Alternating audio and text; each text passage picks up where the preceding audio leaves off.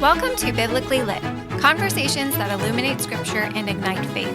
I'm your host, MindiJoFurby, author and founder of King's Mind Books.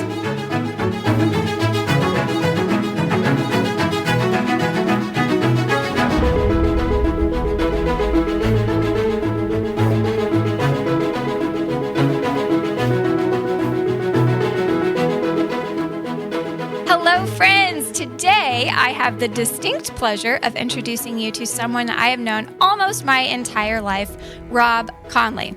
Rob has accomplished more in the business world than what he could probably share in 100 different episodes, but that is not why I love him most. Why I love Rob, or Uncle Rob, as I have called him most of my adolescent life, is his heart for the Lord. He is one of the most humble men I've ever met. All of his worldly success carries zero weight in comparison to his love for God.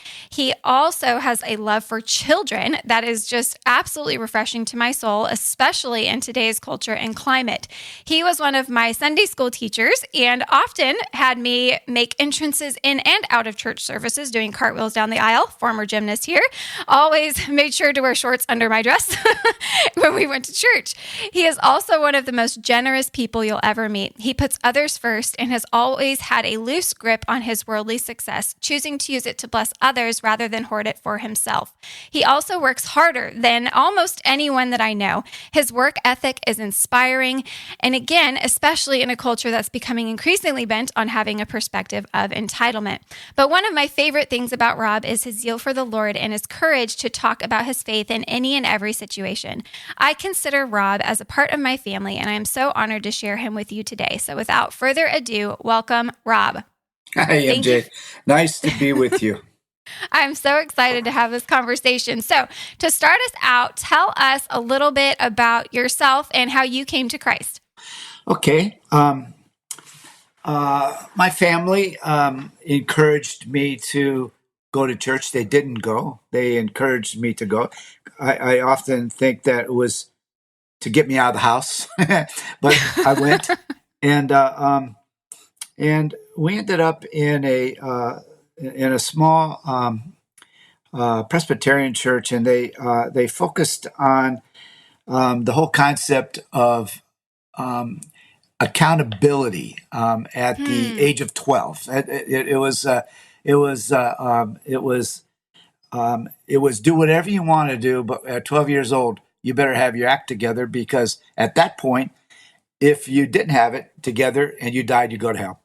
Oh, so I was. That's intense. I lived a very fun life until I was 12, and then I was under conviction constantly. And I was from that time. We had moved into a different church. It was a Baptist church, and my best friends at that church were the pastor's sons, and I remember being under great conviction, which is interesting to me, because I clearly know that a child's heart can be touched at an early age, because mine was, and I knew there was no doubt that I needed a savior, and I put it off as long as I could. But I remember it was. I thought I had pretty much everybody fooled. I was president of the youth group, and again, my two best buddies were the pastor's sons. And the third Sunday in February 1968, Sunday night, I went forward and accepted Christ. And I'll never forget the pastor turning me around to the congregation and saying this. He said, "Some trains just move a little slower than others." So I hadn't fooled anybody except myself. And the fourth Sunday, last Sunday in February, I was baptized, and it was an amazing thing.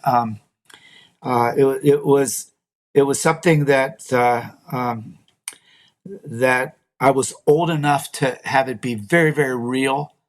I remember inviting some of my neighborhood kids in my maybe it was the last time they were ever in church, to come for the baptismal service, and it was cool. But that's when it happened. 16 years old, 1968. Oh, that's awesome. Yeah, I love how you're right. God does speak to children, and yeah, he he does. does, Yeah, and he does. Well, and then, Jesus commends that in scripture to have yep, childlike faith, and it's yep, the simplicity of it. And I don't think life is definitely so much less complicated when you are a child, and the yep, gospel is as clear as it should be to all adults that yep, are, convoluted by the world. But so I love that story because, I accepted Christ when I was the ripe age of 5, and clearly knew that yep. Jesus was my savior, and was able to do that. So that's awesome. I love that. And I love also how he kept going after you. Yeah. He started working when you were really, really young, and he didn't let go. No. And that is just so him, Yeah. because he doesn't let go. And that is Doesn't his let go. mercy over and over and over. So at what point did the Bible start becoming more to you than just another book? So you'd been in church for a lot of your life, but at one point did that really start sinking in, kind of like what the Bible is? And when did you start really developing a passion for it? Yeah. Well, practically, it really. I mean, I didn't know anything, MJ. I mean, it was just a little bit that I had learned in church. The Bible, the typical Bible stories that you learn in church. And then I went off to college about 2 years later, and at that point, I had no choice but for the Bible to take a different position in my life. It it was it was head knowledge of the Bible because I needed to. In that particular school, I went to become a school teacher, but in that school, everyone had to graduate with a dual major, Bible major, and whatever you were majoring in. In my case, it was elementary education. So Wow. I had no choice. So the Bible, in a very literal sense, began to seep in without me really attaching a heart to it. And it took a lot of years and a lot of experiences to all of a sudden have that whole experience switch to where you had all this stuff that was basically shoveled in your mind, and then all of a sudden life experiences would cause you to have to use it, and it was actually there are very few things in my life more important than God's word. As a matter of fact, maybe one. I have two things. I have two things in my will. I've always looked at whatever money I have left. My kids can fight over it. I really don't care who gets it. And maybe I'll give it to you. But I have two gifts. Two things that are in my will that are treasures. One of them is the Bible that I taught out of for 20 years, and another little item that perhaps I'll share with you a little bit later. Oh, I love that. Yeah. My dad actually gave me one of his dad's Bibles, and Yeah, I that's a have that on treasure my then. shelf, and it is Yeah. such a treasure because Yeah. he has all of his little handwritten notes in there, Yeah. and to be able to go back and read through, because it's a diary of sorts. It's Yeah. a diary of how God was speaking to my grandfather at Yeah. particular times about specific things, and that is absolutely a treasure, and another reason why I love you so much. So I love that. So I know, well, at least I knew a couple years ago what your favorite book in the Bible is. Yeah. But what's your favorite book in the Bible right now, and how has God used it to impact your life? Well, I don't think that's changed. It's Joshua, Joshua. Yeah. and Joshua is the book of Joshua is an incredible study of leadership, and from a man who truly understood the meaning of being a leader, and I love every aspect of it, but it really sort of satisfies a lot of my wants and needs, in that, I'm a businessman now, and for me to be successful, I had to determine what type of business, what would cause me to be successful. It's no different from me to somebody that was, a non-business person, a teacher, or certainly a mother. The leadership principle that is the same. So that Joshua and the way he handled himself satisfies that part of who I am. But also, if you read down through it, you can see the times where Joshua took the time to pile up stones for the purpose of saying, what meaneth these stones? And he said, so when your children will ask you, Yep. and so it satisfies the other part of my life, which is, I really, quite frankly, I'd rather be around kids than adults any day. So, but you see that, and you see that in Joshua the man, which is something that is very, very important to me. Yeah, I love that. So I'm in a years-long study on Exodus right now. And when I never realized about the Passover until I started really getting into deep study was, yes, we know about the Passover and we know about how they were supposed to offer, sacrifices and prepare all the things and unleavened bread and all the things that they were supposed to do from that regard. But what I hadn't realized before is that the entire point of that was to set aside time for fathers to teach their children what God had done. It was inbred in the whole fellowship aspect of that particular holiday, Passover. And it just struck me because it's like God was literally organizing this whole feast and this whole celebration for the purpose of fathers and grandfathers sharing the stories of God to their children. It was discipleship. It was room in their schedule that God had created specifically for the purpose of discipleship, to brag on God. Yeah. And the magical part of that, the important part of that is that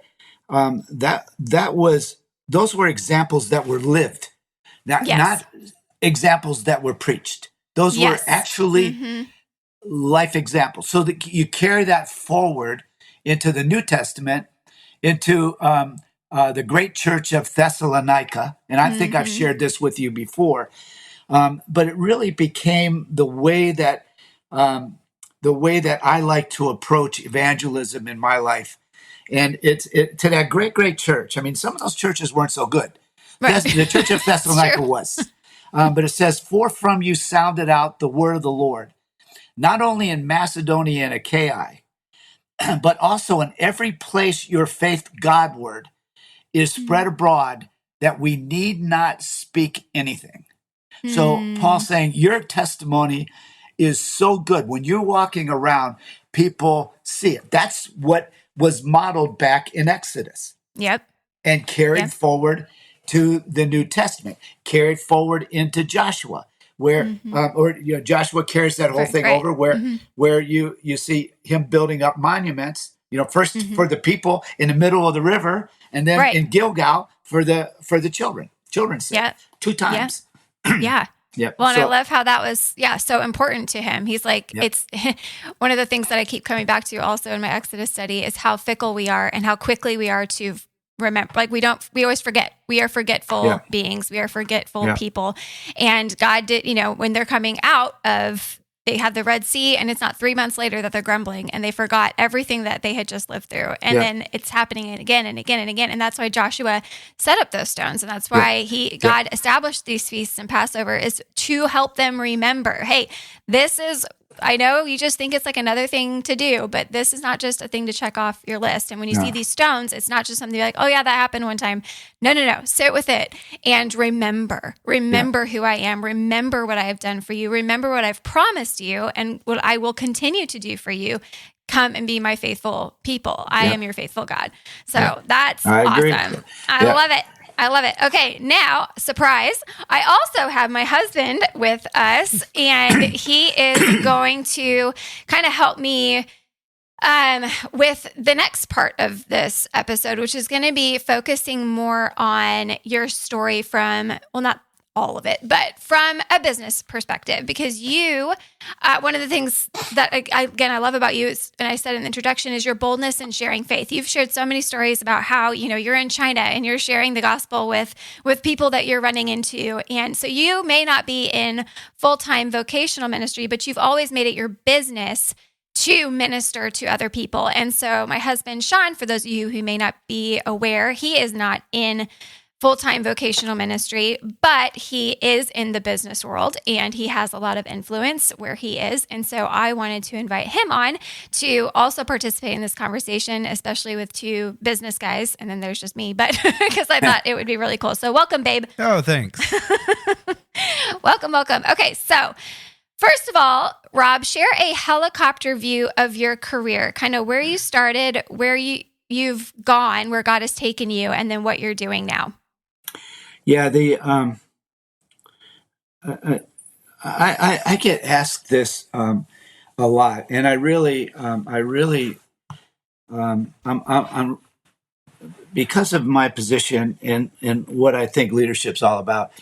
I'm really a back of the bus type of person. I really don't like to talk about this very much, but it's you, so I will give you. I would tell you. I left college with the idea I would teach school. Mm-hmm. I taught school 1 year. I'm 73 now, so my memory's not as good as what it was. But when I was 50, I could name all 16 kids that were in my class. Mm. Back when I taught fourth grade. 1 year, I only taught 1 year. I resigned my teaching position after 1 year because I wanted to teach handicapped, either mentally or physically handicapped kids. Mm. And I did a very, very poor job. I was living in the Philadelphia area, and probably in the United States, Philadelphia, Boston, San Francisco. I mean, those cities probably have the highest density of higher education opportunities. Mm. But no one really had a program for this unless I went back to Bowling Green University in Ohio, which I escaped from. And I didn't want to go back there. I've made peace with Ohio since then, but at that point in my life, I really didn't want to go back there.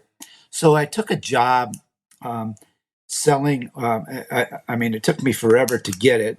I just wouldn't give up. But working for a company called Graco. Graco is a giant in the children's industry, and at the time, not any longer. That's neither good nor bad. I'm not saying anything negative about Graco, but at the time, it was run by some very, very godly men who really did a good job grounding me in good, solid, high ethical positions, principles. And Graco was so much so that the industry, the baby industry, thought that Graco stood for God Rewards a Christian Organization. Oh, wow. It didn't. It stood for Mr. Gray and Mr. Cohn, who started the company. But it was such a great story, no one ever corrected anybody. Right. So it started with Graco, and I went from Graco in the early 80s. I took my first job running a company out on the West Coast, which was an interesting thing for me. I was the president of the company. I was 29. I didn't know what I was doing. I knew I could grow a company from a sales and marketing, perhaps product development, perhaps sourcing. I knew I could do that. But basically, I mean, I majored in elementary education. Right. And so during that time, that was a very, very important few years of my life because they realized that I didn't know a whole lot about business. And they put me in a program called TEC, T-E-C, the Executive Committee. And it basically was a group of men, 12 men. All of them had to either be owners or presidents of organizations. and they had a moderator. And in the first half of the meeting, it was back in the 80s. It was $1,000 a meeting, crazy expensive, and they'd have half a day. You'd have somebody come in, and matter of fact, Sean, you'll appreciate this. One of our speakers was Eli Calloway, who wanted to talk to us about marketing, niche marketing. And I said, what does this guy know about niche marketing? He said, actually, he sort of ended up knowing a lot, right? So, but the in that, Mindi, Sean, I was the youngest, so they made me a project. So those 12 guys tried to get me to do all kinds of things. And during that couple of years as being part of that organization, I decided that I needed to find out what it meant to be a leader, because I had 12 different opinions. Obviously, if you melted them all down, there was probably 3 different camps. And I'm 29. I'm confused. Probably the next closest guy my age was 50. Oh, so wow. all of them felt like they had something to offer me. Right. Yeah. But went from there, and then went on to I went on to run. I did where I first met you and your family. I was running a business, sales and marketing business in California. Then went back to Graco, ran their business, their sales and marketing, some product development, and then ended up being president of a Japanese company, all of it in the baby business, and went over to China and ran a very large vertical manufacturer there. Lived there for the most part of 2 years. Amazing experience, tough experience. Ran a company called Even Flow in the United States, and started a company. Retired, didn't really like retirement. Started a company as a hobby. It blew up and sold that. Retired again. Started another company as a hobby. Where I'm at now blew up, and now I'm working like I was 20. So, but all of it primarily in the children's industry. Most of it, the last 20 years has been in a C-suite. Either president or CEO. Had a great opportunity to be chairman of the JPMA, which is the sort of the regulatory branch of all things baby. And that was a great experience. But quite frankly, I think your listeners will find us all quite boring. I don't think so. So Rob, you mentioned the group of 12 there that you started with. Were any of those guys, I mean, long-term mentors, or what was their faith perspective as you're kind of molding your leadership mantra and being a Christian and surrounded by those types? There was no one in that group that was a Christian that I knew of. No one wanted to talk about it. There was one guy that seemed to have I went over and ran the Hawaii Marathon during that time, and there were 3 people that came over and watched me, the owners of the company I was working for, and this one guy, and he was a banker, and I mean, I saw him. I passed him a couple times during the race and saw him afterwards, but I don't remember. I couldn't even tell you a name. But none of those guys were guys that I would look back on and say they were mentors or real factors in my life, other than the fact that in studying them, I knew that I needed to come up with my own definition of what a leader was, because I was confused. I'm sure that 2 or 3 of them were right, but there was a bunch of them that were not right. And I had to, I'd come out of a company like Graco. I'm out here all by myself on the West Coast. you know, it was a very, very trying and difficult situation, but it was critical in developing who I was to become as far as a businessman. So, there's probably a lesson there. Sometimes it's not always, you're always not going to be around people um, that you can put your arms around and say, let's go walk down this path together. Sometimes you're by yourself, Hmm. and you have the Lord. So, I've taken to memorizing scripture at 73 because someone told me I couldn't. And I said, I think I can. I relate to that. My wife tells me I can't do things all the time. And Okay, to be fair, I jump in. So I've memorized this verse. It says, "He who dwells in the shelter of the Most High, will rest in the shadow of the Almighty." The Almighty. I love that verse. So I'm thinking, looking back and playing it in reverse, I thought, wow, this is that's all I needed was to continue to, during that time, I began a teaching ministry in Sunday school in my church. It was before I met you, and Jay. It was my first go around in California, and but I was teaching in a small church in Irvine, and it was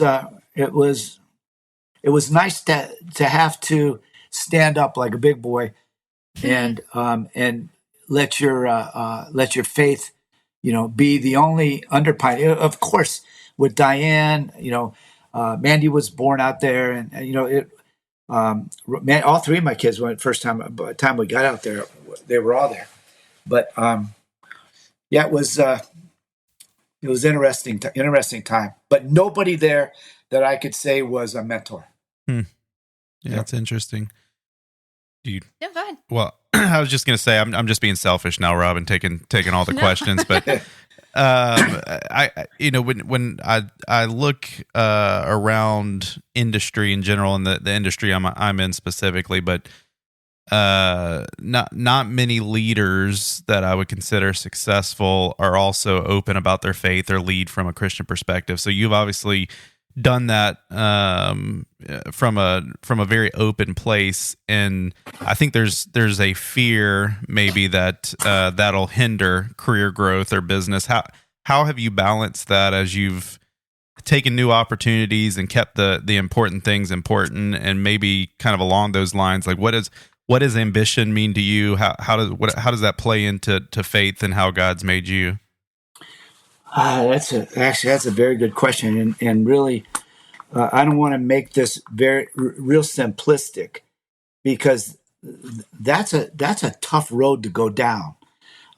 Sometimes the workplace, by company standards, won't allow you to do it. Right? I mean, there are rules from being able to just openly talk.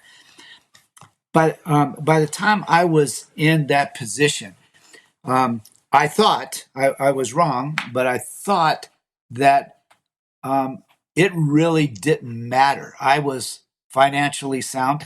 Ask your dad, Mindi. I thought I felt bulletproof. I felt there was no fear. I didn't think about money. So, it was, I remember your dad, he'd send me, the little money I started to save and put into savings and stuff. He was managing for me. And I don't know, I think it was 7 years. I went without ever opening a statement to see what was there. I didn't care. I really didn't care. What I cared about was me being me. And part of that was the Christian aspect of my life. Like I said before, I've never been, and probably if I went back and say, play it all backwards, but do the whole thing again, I probably would get more more evangelistic, more directly asking people where they were with the Lord. And what I did was say, I took this approach of the church of Thessalonians and tried to do everything that I could do and make them ask me. Because once they asked me, then it was just an open, I mean, they had, I'm going to go backwards, give you an example. At Greco Christian Company, this guy, Jewish guy in New York City, his name's Andy Ziering. I think he's now passed away. I was promoted to be a manager in that part of the country. And at that time, it was a very, very important, powerful part of their business. And Andy was a non-Christian independent sales rep who had been working for a Christian company, who everyone in the company thought they would, that it was their lot in life to lead Andy to the Lord. And I remember going my first day with Andy. He said, Rob, I just have one request from you. Please don't try to get me saved. Please don't tell me about your Lord. Please don't do this. Please don't do that. I said, okay. I said, no problem. But I said, I got a question for you. You're Jewish, right? Yeah, I'm Jewish. I knew he was. And I knew also he had no idea what it meant to be Jewish. And I said, do you mind if I ask you? Because I went to college and I focused on the Old Testament. It's what I really love. Do you mind if I ask you? So, I mean, it probably was deceitful, but so I could talk to him about a lot of stuff, but never New Testament. Right. This is how you can be saved. So that went on and on and on and on. About 3 years later, Andy said to me, he said, Rob, you've asked me a lot of questions. I've been starting to watch some evangelists on TV. He said, can you tell me what it means to be born again? Now, I said, yeah, but let's go back. Remember, you didn't want me to talk to you about this, remember? And he said, yeah, I remember. He said, but what does it mean? So I had a chance. And I don't know if Andy ever accepted, but I do know that he got very, very involved in TV evangelism and talked about it. And but that's the way I've always approached my coworkers and my sales reps, and they knew that I was going to deal with them in a very ethical, honest way, and that's how I did it, Sean. Yeah, I'm not sure really don't think that's the right way. I really think that we have a responsibility to be a little bit more bold. And it was not like I was ever afraid. It just like I always considered myself so boring that if somebody really wanted to talk to me about something, they would ask me, and then I would gladly tell them without any reservations whatsoever. So, yeah, that's so well said, Rob. I especially appreciate you saying, you were just being you, right, and being who God created you to be. And I think that's so interesting too when you think about the world of business and those of us called to things outside of vocational ministry. I lament to Mindi from time to time of, I feel like sometimes maybe my purpose isn't as important as others, right? And she's quick to rebuke me on that. But we're made to be cultivators. We're made to subdue the earth and have dominion over it. And part of that is how we do it well and the witness to others and how you're doing that around others. So yeah, that was well said. Let me give you the most important story of my life, how I approached that. So I'm over in China for 2 stinking years, and I have 4,800 people that report to me as CEO. Wow. And I get to know these people, and amazing. We started Bible studies. It was just an incredible experience. But I met during this time a factory when I came out of that company, and I started working on some sourcing for Evenflow. I met a company and called Alia, and Alia is in Kunshan, about maybe 40 kilometers outside of Shanghai, and I would go and meet with Alia. We did a lot of business, and I'd go meet with the owner of the company and his son's wife, who could speak English. Her name was Diana. Mm.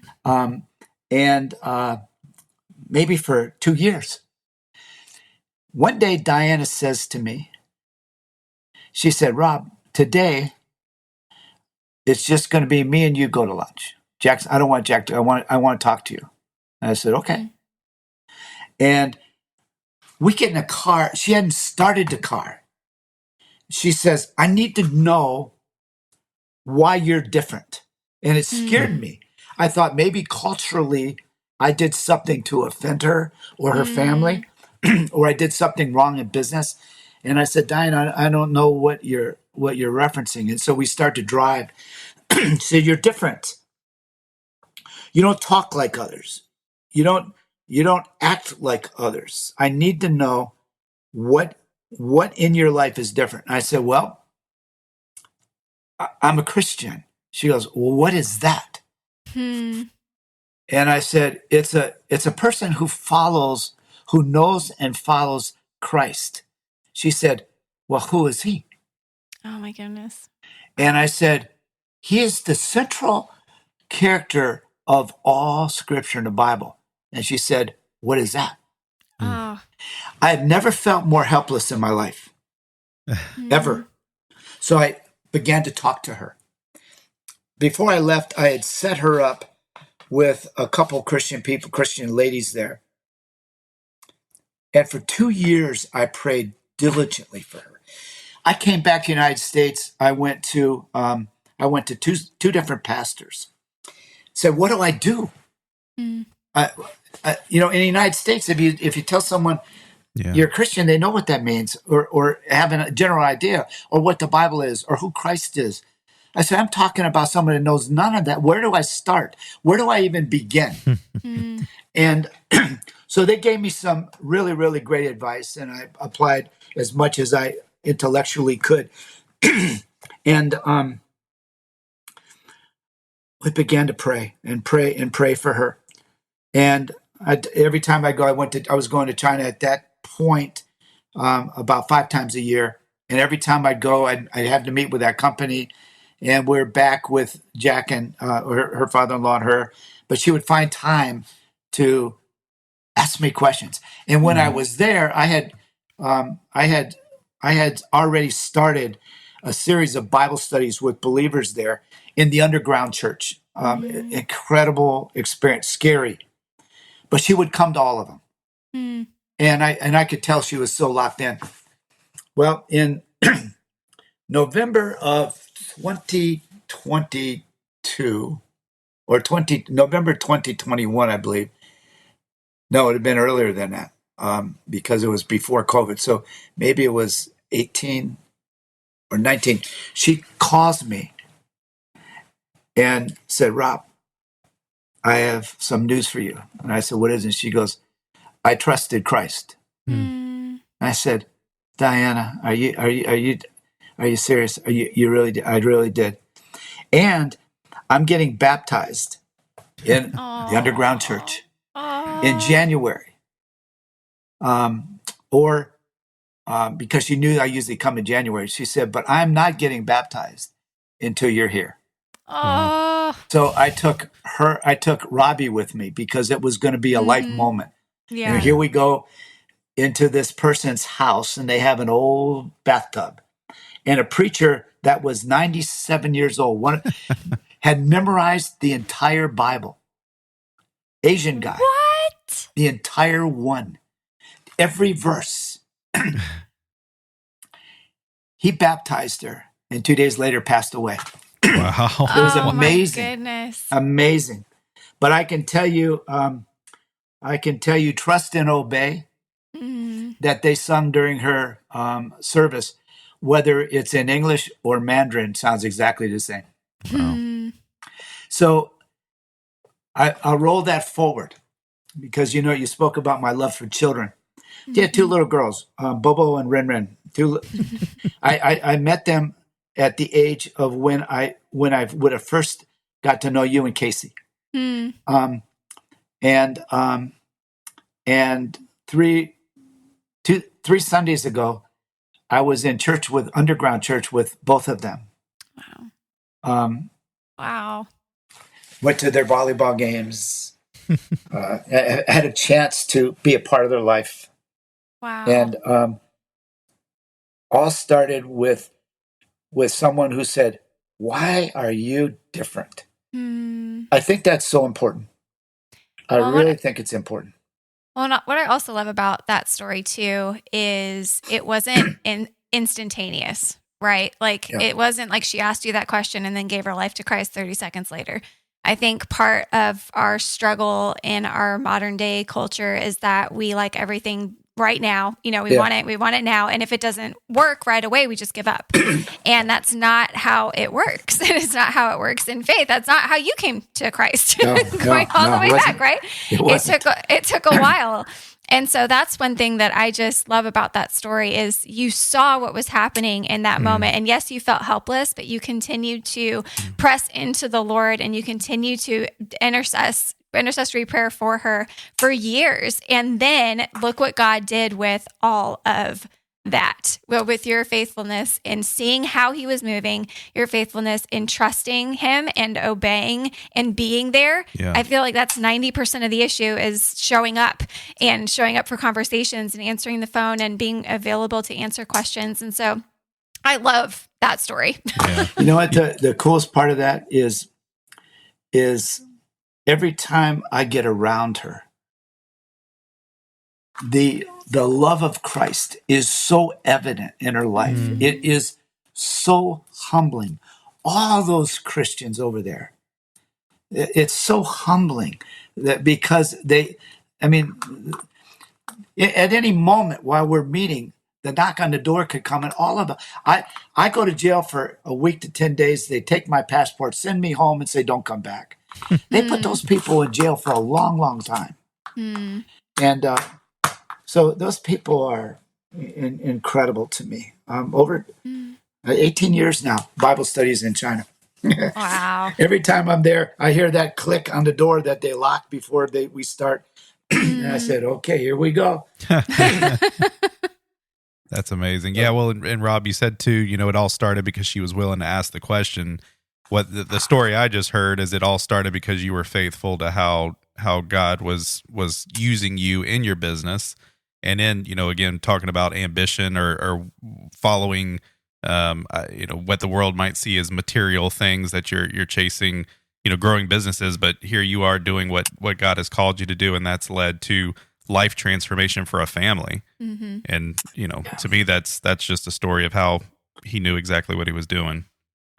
Yeah, man. It's very humbling to know that.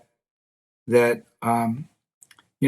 Bible speaks very plainly that he doesn't need us. The rocks will cry out. Yep. I don't want to be a rock. I want to be open and I've found, I play golf with my friend. I can't tell you how many times, the guys that I'm playing golf with come to me and say, any chance you could get your friends in China to pray for this situation? Wow. And the miracles that God has worked. Thursday, what day is it? Wednesday? Today is Wednesday, right? Yes.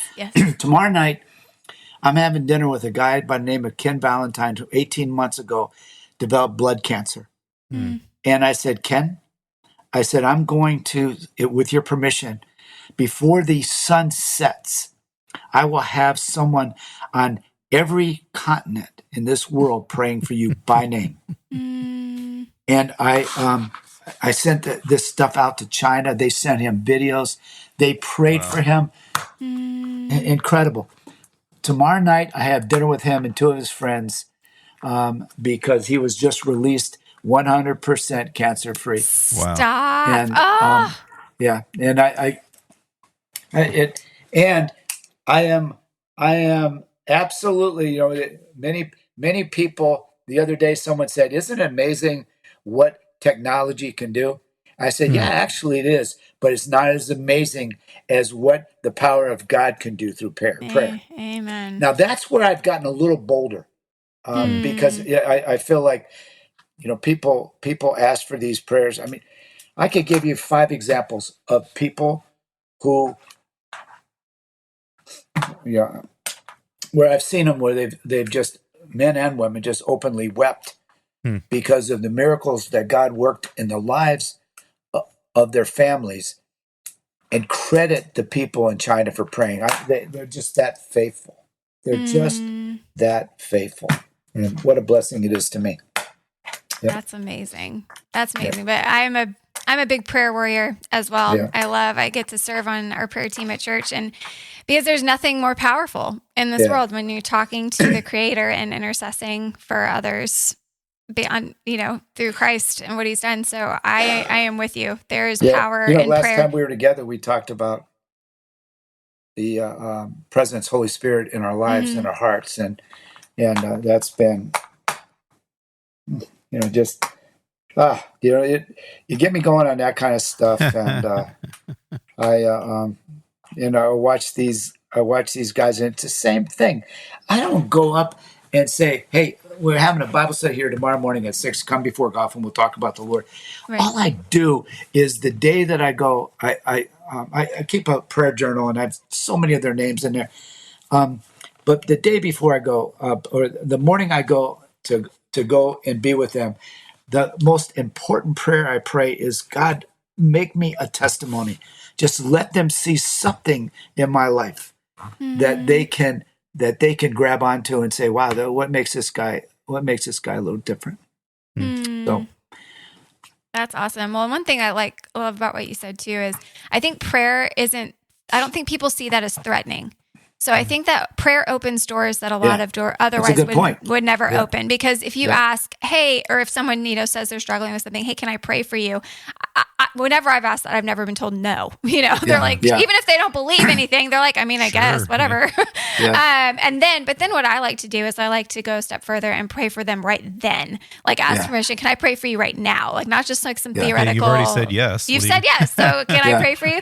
And that really does make a difference. And again, they might not believe in that moment, but that does plant a seed. And it's to your point, God doesn't need us. It's not our job to water the seeds and bring them to maturation. It's His, but we are to be faithful and seize every opportunity that He gives us. But prayer, I do think, is probably the least threatening tool that we have, which is ironic because it's the most powerful. Yeah, it really is. It's been amazing for me to watch the fruits of that.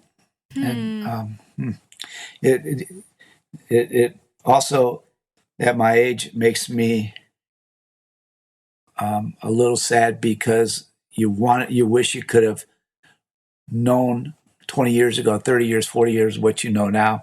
And nothing I can do about that now but try to do the best job that I can do. So yeah, absolutely. I'm going to move on. Do you have any last minute follow-ups?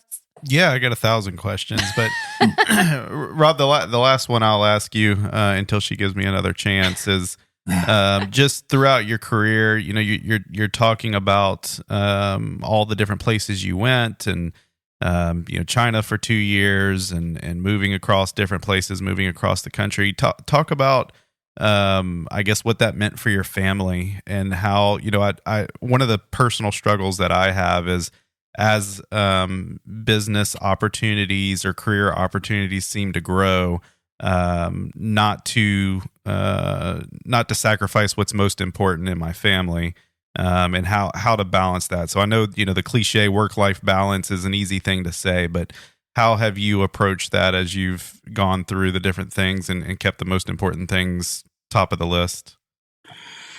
Well, in 1973, Diane and I got married. that became a partnership. And my dad told me in no uncertain terms that he said, son, I just want you to know, in my opinion, you would have been nothing without her. Oh. And I said, I think you're right. I think you're right. I think I married one of those too. And he had some colorful adjectives that he used that I won't repeat. But there was. I remember our first house. The first house we built from scratch. Bought a couple acres. Back when I was at Graco, and we weren't in that house a month, and they came to me and said, we want you to go here. And I went and talked to Diane and said, here's the opportunity.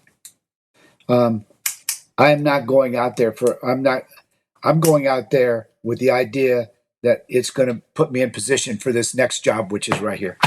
So I said, we'll go out there. And it was to Columbus. Mandy was born out there. And in, I don't know, 15, 16 months, I'd gotten the promotion and we went back. But Diane has been amazing in that regard. Coming back to Pennsylvania, leaving Yorba Linda was probably the toughest one for her because we had made such incredible friendships at church, and that was a tough one for her. But never. I don't want to go tears of leaving. But I think that here's something, and you guys, I don't know the answer to this. The one that I would say that I made a mistake on is when I went to China, because China, where I was in China was dangerous. It's the Gary, Indiana of China. I mean, it was just nothing but industry, nothing to do. In my facility, I chose to live with the people, so I lived in dormitories. But if I went outside that facility, it's 1 mile just to walk around it. It was a big company, and that one seemed to strain both the relationships with my children and relationship with Diane. To me, it's strained because every once in a while someone would say, well, you haven't been around. And, it's very hurtful. However, without that, there are people all over this world that have trusted Christ. Some of the greatest victories for the Lord came out of my being there. I don't know if I could force myself to do it again. It was so difficult. But I don't think God made a mistake. Perhaps there would have been better ways for me to handle it, because I went over there and we instantly after I took this job as CEO, we had hyperinflation in China and then global economic meltdown. And so what I thought would be maybe 2 weeks there, 4 weeks home, ended up being 6 weeks there, 10 days home for 2 years. And because I'm me and I had a job to do, and without seeing to that, it was going to be a problem. So, but I can't argue with what God did during that particular time. I just can't. Started all those Bible studies. It would be, if I took that part of my life out, not that work part. I could barely remember work, but all the stuff that went around it, it would seem like this great big void that I would be. So I'm missing something that was really incredible that happened. So Yeah. Yeah, that's really really good, Rob. You mentioned the partnership. I think that's something Mindy and I talk enough about. I don't know, maybe I was going to say a lot. I don't know if you can talk too much about it, but just having that partnership and being honest too about, hey, I'm struggling. Right now I feel like I've been gone a lot and missing things and being encouraged of like, hey, you're doing what God wants you to do, or you're in the right place, or we're supporting you. Having that partnership. But to your point too of just being faithful of doing the things that God wants you to do. And it's so cool to hear you say of all the career successes that you've had that those are the blur. It's not that, it's the people. And so that's the calling that I feel, is that I'm in the vocational world for the people, and the influence, whatever minor influence that have or will gain, it's for pointing people in the right direction. So that's super encouraging. Yeah. Thank you. I love that. Okay, so shifting gears a little bit. We've talked about this a couple times, but how much you love children. I've always loved how you love children. You see them and always have seen them as blessings from the Lord, whereas society, especially right now, devalues them significantly and sees them as distractions. I can't tell you, we have 4 daughters, and I can't tell you how many times I have gotten so many just blatantly rude comments from people when we're out and about. And it's like, those are all yours? They're yours? Oh, you have your hands full. And just like all this stuff. And I always respond a little perhaps sarcastically, like, yep, they're the greatest blessing. If you're going to have your hands full, this is the absolute best way to have your hands full. So it's just a struggle to kind of wake people up. Sometimes I wish I could just shake them. But so why do you love children so much? Have you always loved children? It seems like you have to a certain extent. But what? Yeah, I think it started with my little sister was incredibly handicapped mentally, and I developed a love for her and a love for handicapped kids because of her, and that little giggle and that time I would spend with her. But yes, I don't know why, but I will tell you that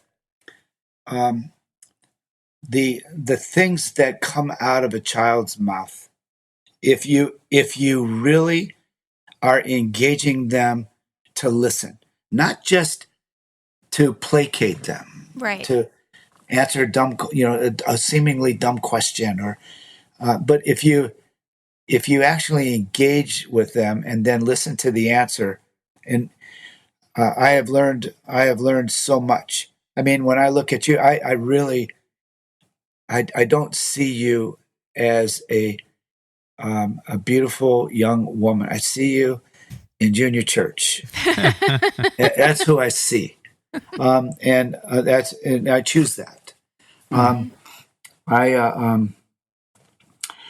think that I've learned, and I've told you. I'm sure I've told you many times that left to my own devices, I would spend all my time with kids, just to get around them, and I can get down on their level so quickly, and that's my wife.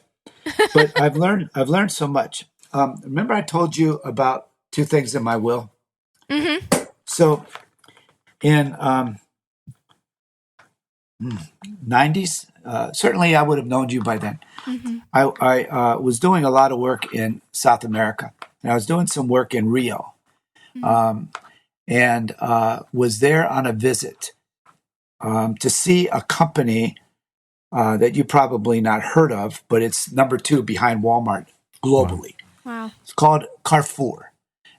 They were the company that started supercenters. Walmart just copied it, but it's a French company, very, very powerful. And I was down with one of my lines to visit that company in Rio. So a big deal, right? Yeah. 2 girls, 2 young women were the sales avenue for me. And we met for dinner. They worked for our company as commissioned agents.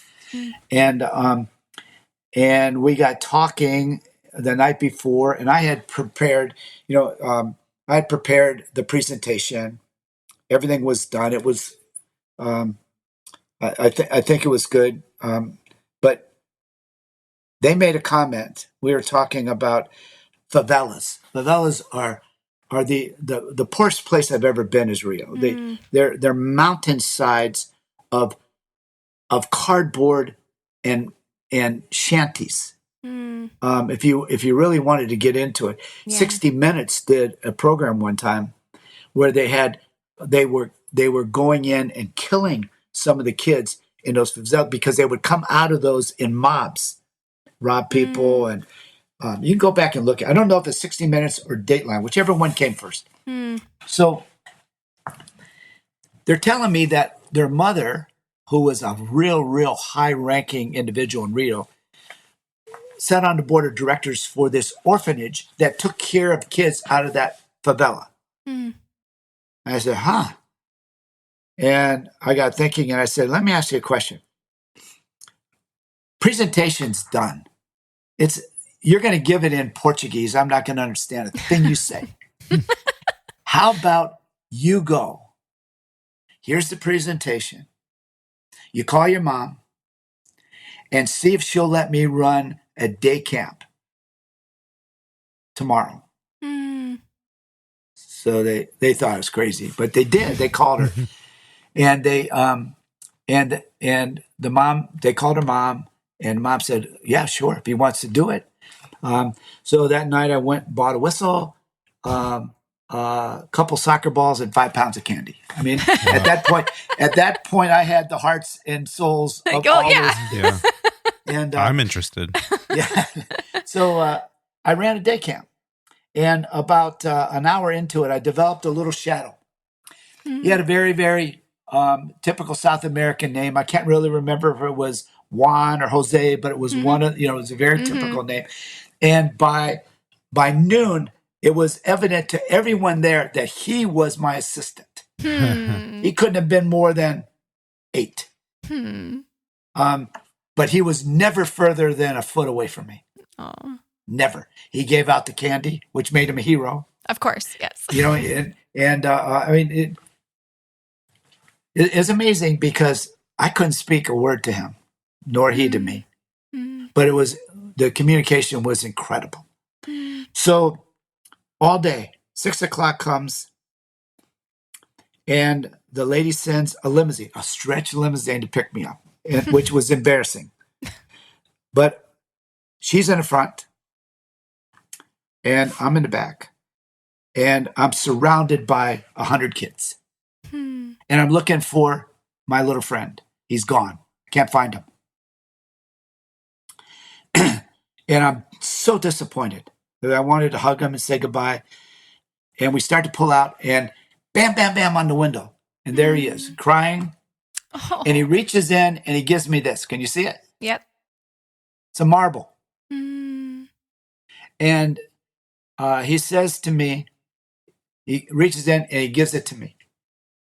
And I said, wow, that's really, is this yours? Yeah, she's translating. And I said, that's really nice. And I go to give it back. She said, no, you can't. He just gave that to you. And that's the only thing he owns except for the clothes on his back. That is in my will. Wow. That's a child. So I can tell you a lot about what happened at that day camp. I can't tell you one thing that happened with Carrefour or the result of that business meeting. And I flew 4,000 miles to get there. That's what a child will do to you if you will stop and let his life speak to you. And I don't care how young they are. They have something to say. They really want to be heard. And I just choose to listen.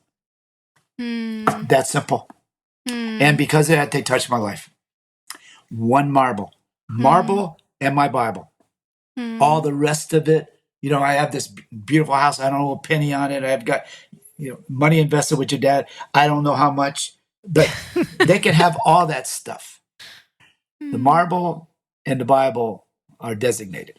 I I love that so much. So you have grandchildren, children, 3 kids and grandchildren. So the world today obviously is crazy and it's very different than it has been in decades past. What are some recurring prayers that you have for your grandkids? Okay. So the number one is the same thing that I tried to teach Mandy and Meg when they were growing up. And I've talked to all my grandkids once they get to a certain age. I tell them, I said, pick your friends. Don't let them pick you. Mm-hmm. You in charge of that. And it's funny, Mindy, every Sunday, I send a note to the 3 that are in high school or middle school. 2 of them are in 9th grade. 1 of them's in 6th grade, just started middle school. And the recurring prayer request I have for them is middle school, high school, and friends, because it's such a difficult time. But those 3 were on a prayer chain together, had been for 18 months. You have no idea what they're going to pray for. And it's so funny because London will always pray for somebody. Noah will only pray for himself. And Eliza, who's the youngest, is eclectic. You have no idea what she will pray for. But I love those Sunday mornings. I get up and I drive out and I get by myself and writing in a prayer journal, and I begin to type out the text messages, and they've got to where I know they're waiting for it. So they will slam something back, and London will pray for her best friend's grandmother who's very sick, and Noah will pray that he gets a good grade in math, and Eliza will pray that the school doesn't burn down because there's a big storm coming. So and then every once in a while they just get silly, and it will go on for hours. But I love that. So, I have 8 grandkids from 5 years old to 15 years old. So obviously the way that I work with them are all quite different. Right. I spent a lot of time with the older boy, Noah. Mm-hmm. Got him very into golf, so we were able to spend a lot of time together, and he's playing on the school golf team. And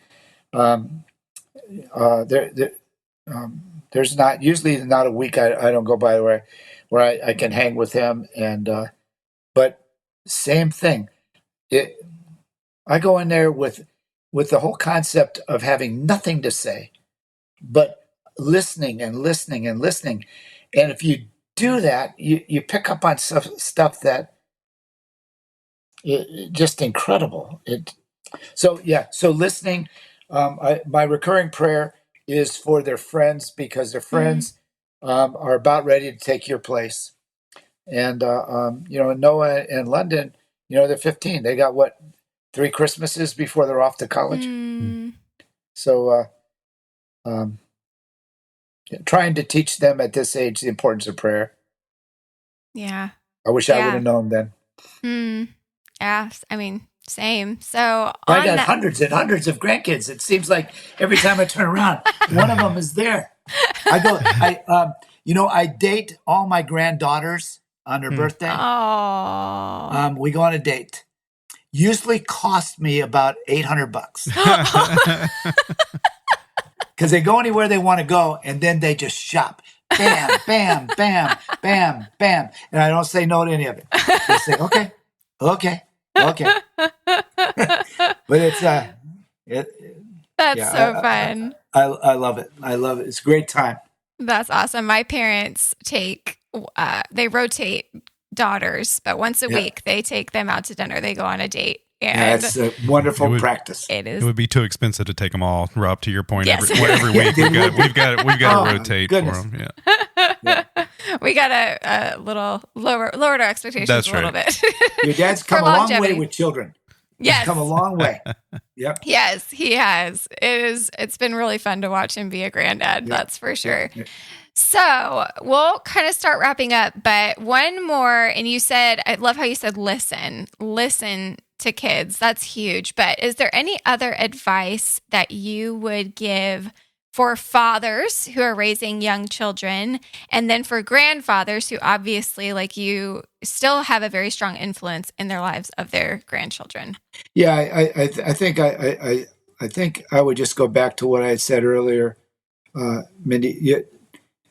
You need to find ways into their life, and they're not going to come. They're not going to come to you.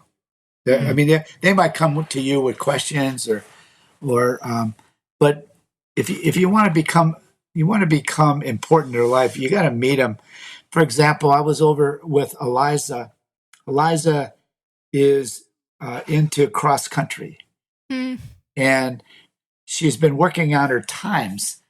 And I used to do a lot of running, as you know. I ran some marathons and did some of that stuff. And I used to work on some speed drills.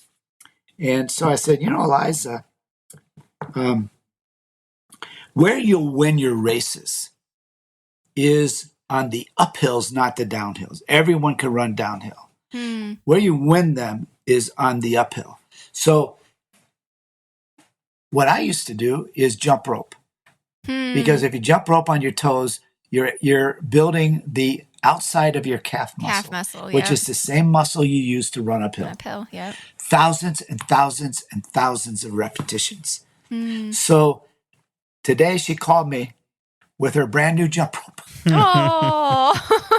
and it's pink, which I think she was more happy to show me than her actually using it. And but I had to meet her at cross country. She wasn't going to meet me on the seventh hole of Ballantine Country Club. Right. So, and that comes from listening. What are they into? And what's sparking their interest? Because they're also, you could see, there's a little bit too much of that you want to sort of guide them away from. You have no chance if you haven't heard them. Yeah. You haven't listened to them. You have no hope. That's a great point. That for me, it's important, but it's it is a challenge because they range in age, but difference by 10 years. I spend 4 hours every week with Indy. I know he's smart. He's turning 9. He just turned 9. I know he's smarter than me. And so I just try not to say anything silly, but we talk about anything and everything. Oh, I love that. But it's just talk. Yeah. But that's important because they're going to find someone who listens to them. That's exactly right. And if it's not you, you have no control necessarily of who that is. And it's most likely not going to be a great influence. So I love that. Well, thank you for that. I keep them when they're around me, I keep them off of all devices. Yes. Yeah. We are big on that. I think one time, I was with Eloise, and she wrote me a note one time, and she said, "You're the only one that ever showed me the cartoon Popeye the Sailor Man." that's his. So I used to sing her the song, and she said, "What are you singing?" And I said, "You don't know that song?" So I brought her up here in my office, and I turned on Popeye and made her watch that cartoon and memorize the song. Of course. That's so fun. I mean, that's good quality entertainment right there. Back when it was good quality. But Back when it was good quality. Exactly. Okay, I have a couple last minute kind of more spitfire questions, but if you could go back and give 30-year-old Rob a piece of advice, what would it be? Well, I think that for me, it would be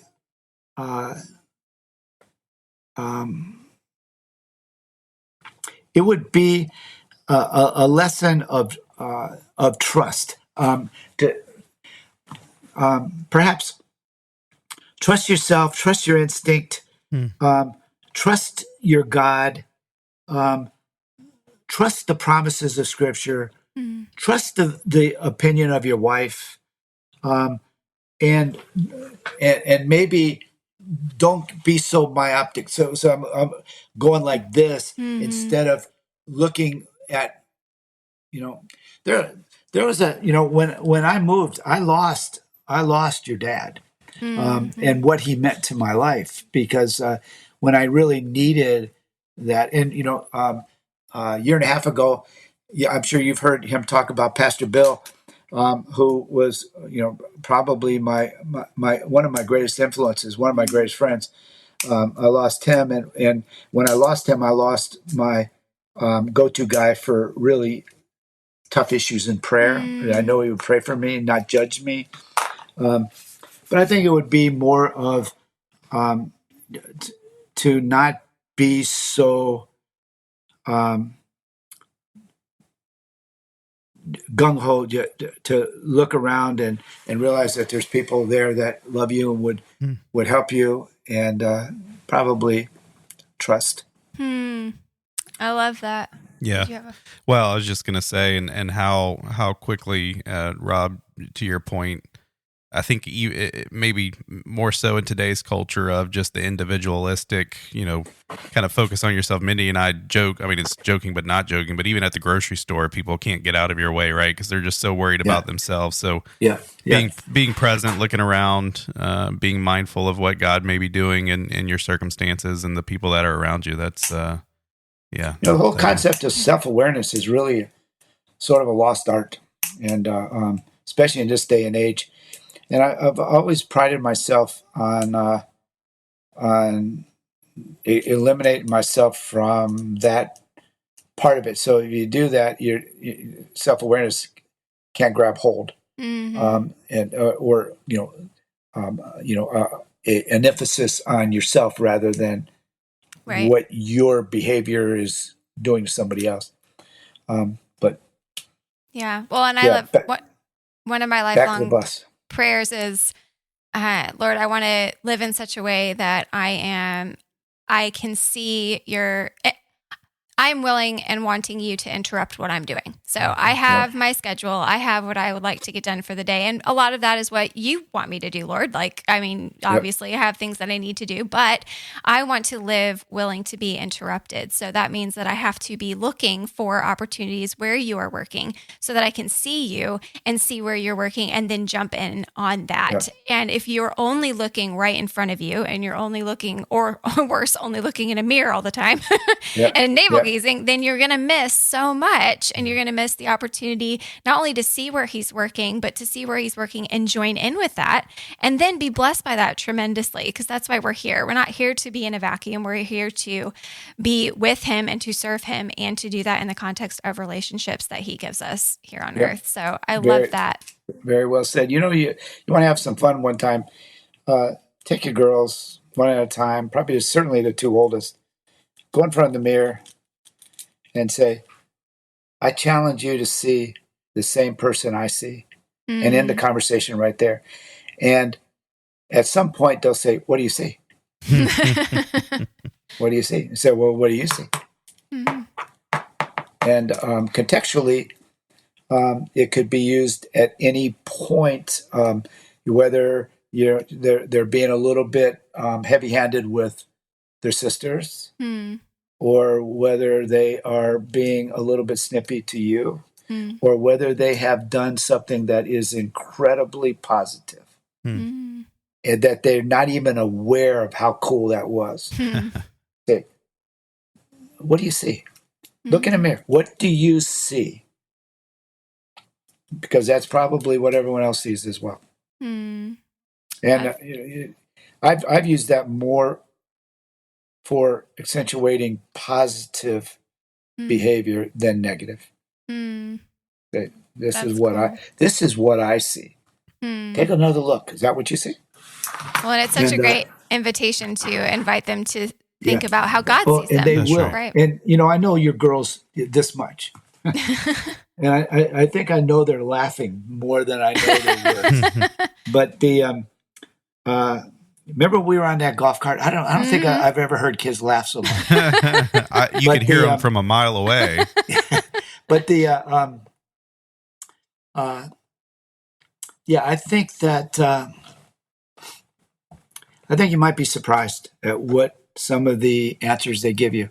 And they, when you see something that you really like, to say, what do you see? Because they will ask you, what do you see? Right. And why are you asking me?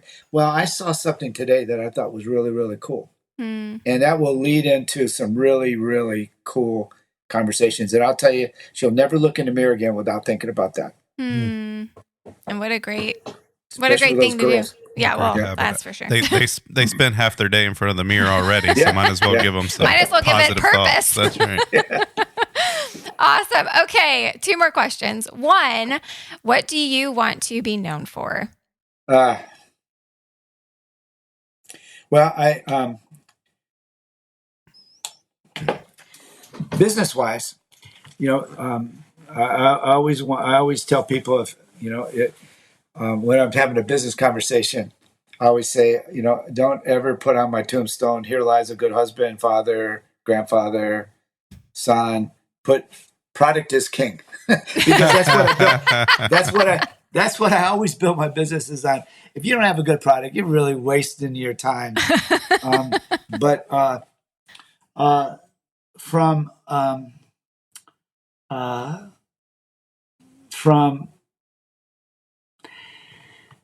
more of a personal side, I would just want them to know how incredibly much I love them. Not anything that I've accomplished. If you do the right thing, they know that it doesn't take them long to understand, that you've accumulated enough stuff in life that perhaps others don't have or haven't been lucky enough to have. They know that there's been a measure of success, but they also know that I am never open to talk about it. Right. I'm old. What my success? What does it matter? Where you're young. What are you going to do? What's your position going to be? But I think if I'm not a legacy builder. I'm a believer. When I told you that I built this philosophy, I'll tell you what. Here's what you put down. He was a servant. That's enough for me, because if you want to be a leader, unless you first know how to serve, you can't do it. You want to know when I jumped into the Bible, where it really became meaningful to me? When I started studying the lives of Nehemiah, Moses, and Joshua, and Joseph, and I realized, Old Testament characters primarily, Christ is a given. But then I said, that's really interesting. All those guys led by being a servant. And I said, I wonder if that holds true in real life. So I started studying J.C. Penney, Peter Drucker, Julius Caesar, Genghis Khan, a barbarian, but an incredible leader, because he served the people of Mongolia individually. So if you would say, what would I want them to say? He was a servant. That's what I want. The only legacy I want. And if they don't want to put that down, I'm okay with that as well.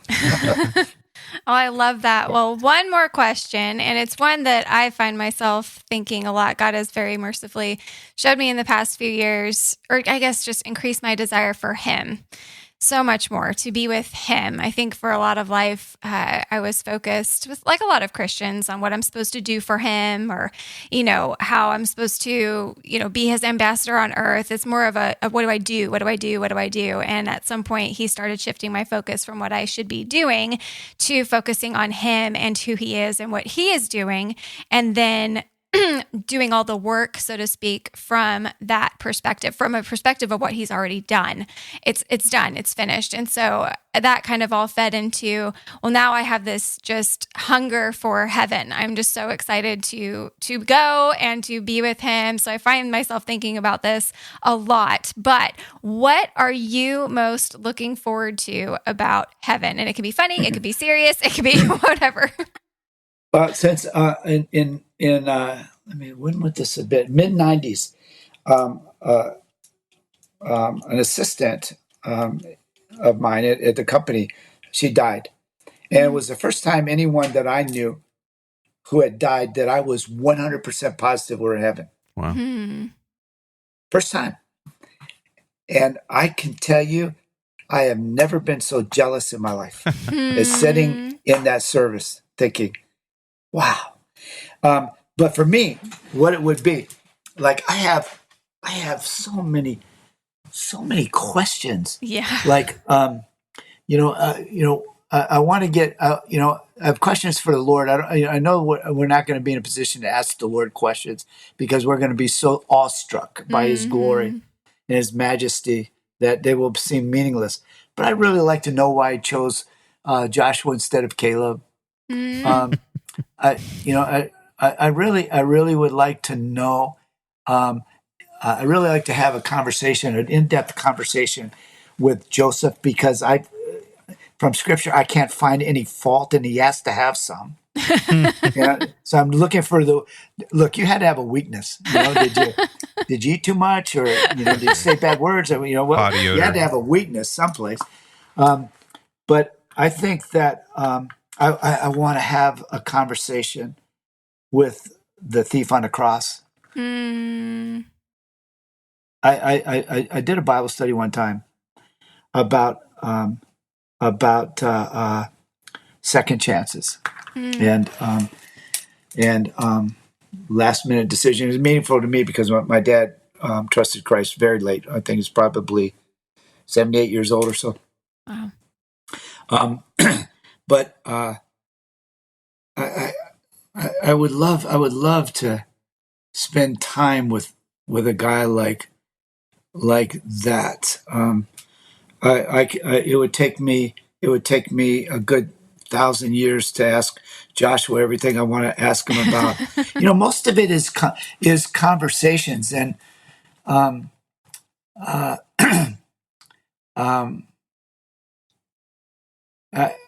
would like to think that as I had these conversations, I could take my dad with me. Hey, come on, let's go over here and talk to Nehemiah a little bit. And right. What was he really thinking? Right.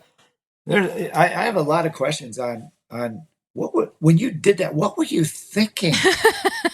Shadrach, Meshach, and Abednego. What were you thinking? Right. Daniel, what are you thinking? What caused this great faith? A lot of those kind of questions. But I don't think, I think that the older I get, the whole concept of standing there and being able to finally sing and worship, and I think that probably for me is, but heaven has become more and more and more real ever since Valerie Stone died. And I said, that's where I want to be. I love that. So, tomorrow, I am totally 1,000% zero regrets. All this stuff about graduation for grandkids and stuff like that, very important for my wife. I don't need to see any of it. I just would rather be in heaven. Yeah, no doubt. Yeah, that's why I keep going to China. I think sooner or later I'm going to die over there in all the mystery. Oh, that's so funny. Well, I am so thankful for you. You know that I love you and have always been so grateful for your influence in my life. And have the fondest memories growing up when I was little, and then as we've reconnected periodically throughout the years. But just thank you so much for coming on and sharing parts of your story and sharing, well, really his story in and through you and how he's worked. I'm just so profoundly grateful. And I have told you face to face what I think about you. So, you're very special. So is your family to me. Your dad's my best friend. So, So it's been two ways, Mindi. You've been fun to watch you grow up. Well, I still see this little kid cartwheels. doing cartwheels down the middle of the church. She tried to do a cartwheel the other day, Rob. It didn't look. It wasn't as graceful as it used to be, but I still got it done. I got it done. At least you tried it. I did. She did. If I tried a cartwheel right now, that might be the end. It would. Well, yeah, it might heaven. be my quickest way to heaven. It would be a question of whether I would break my arms in takeoff or my legs in landing. Yeah. Or your neck when you fell. Or my neck. But something would go. Thanks for having me. I enjoyed catching up. Thank you so much. Have a great one. We'll talk again soon. Thank you, Rob. Hug the girls for me, okay? I will, for sure. All right, love you okay. guys. See you. Love you too. Bye.